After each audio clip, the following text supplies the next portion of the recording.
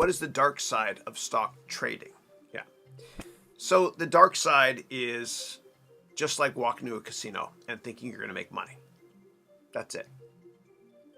You can't make money in a casino unless you're breaking the law, right? And they have cameras everywhere.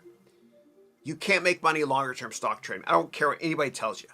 You know, if somebody had a good year last year because the market was up a lot and they first started trading, it's not sustainable. How do I know that? Give me the names of anybody that's been a successful trader that's a household name. They don't exist. It's a scam. Because you're being fooled by randomness. Stocks go up and down in a short amount of time for reasons outside your control. You can't forecast them. You don't know what the government's going to say.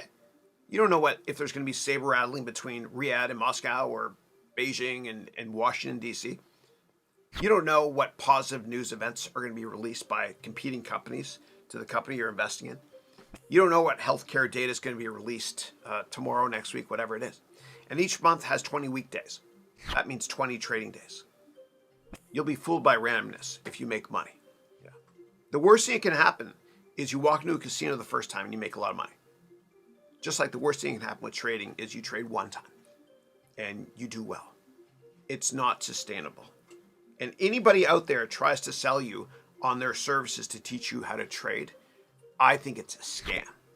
You know, especially those companies, largely those companies that have trading-based systems that you can subscribe to. If it works, you wouldn't be subscribing to it. They would be using it themselves.